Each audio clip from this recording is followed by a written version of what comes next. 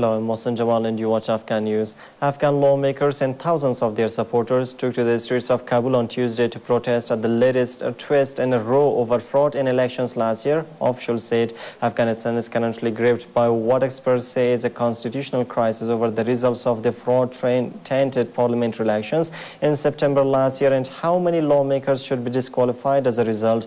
President Hamid Karzai last week ordered the Independent Election Commission to resolve the long-standing dispute, and it is expected to announce within days its decision on how many members of parliament will be kicked out. About 3,000 people, members of parliament and their supporters, demonstrated around the parliament building and opposed any change in the results as they stand. Last month, a special tribunal ruled in favor of the disqualifying 62 lawmakers, a quarter of the 249-seat lower house of parliament, known as the lower house of parliament. 4 security guards died Monday as suicide attackers targeted a fuel depot for NATO-led forces close to one of Afghanistan's biggest bases, where thousands of foreign troops are stationed.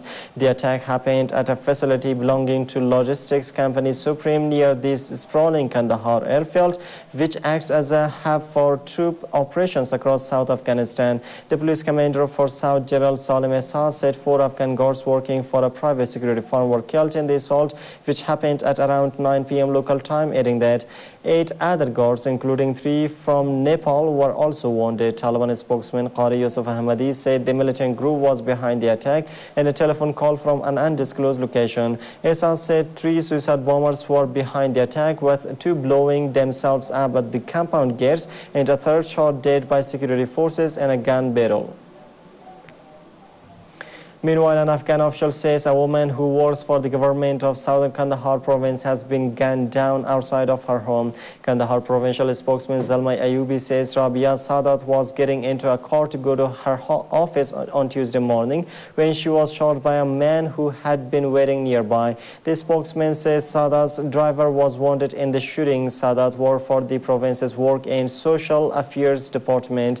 Ayubi did not have any information on why Sadat was targeted. Insurgents regularly go after government workers or women who attend school or work in the offices.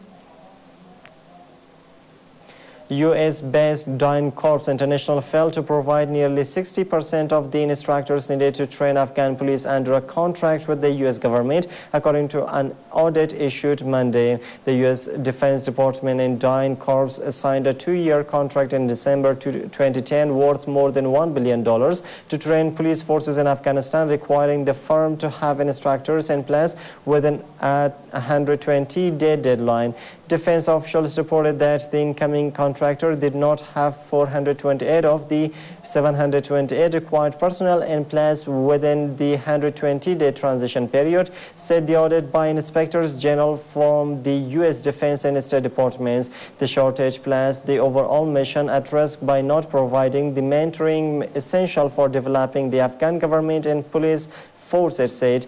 The audit, which focused on the transfer of the Afghan police training program from the State Department to the Pentagon, criticized both for failing to create a clear plan to oversee and monitor the transition. The Taliban blamed the state of the United States economy in last week's London riots on the war in Afghanistan in a statement published on its website Monday. The insurgents claimed both situations were linked to the US and Britain spending hundreds of billions of dollars on the 10-year war in Afghanistan, and again urged foreign troops to pull out of the country. The statement published on the Taliban's website repeated the Taliban's call for all foreign troops to leave Afghanistan and warned that if they did not, the United States financial troubles would push them to the hollow of destruction like the Soviet Union. The United States and Britain are the 2 largest troop contributing nations to the Afghanistan war, with around 100,000 and 9,500 respectively. 6 oil tankers carrying fuel for NATO forces in Afghanistan were destroyed in Muzaffargarh, located in Pakistan's Punjab province, late Monday night, local media reported.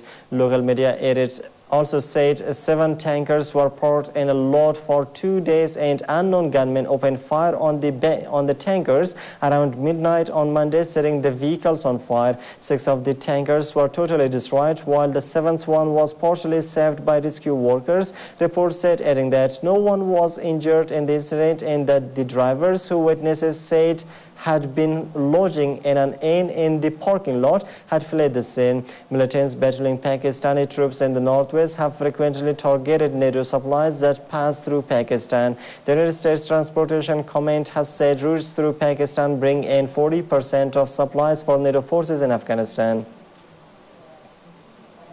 Police arrested India's leading anti-corruption campaigner on Tuesday, just hours before he was due to begin a fast to the death as the Blackwood government cracked down on a self-styled Gandhian activist agitating for a new freedom struggle. At least 1,200 followers of the 74-year-old Anna Hazare were also detained, signaling a hardline stance from Prime Minister Manmohan Singh against anti-government protests, a gamble that risks a wider backlash against the ruling Congress party.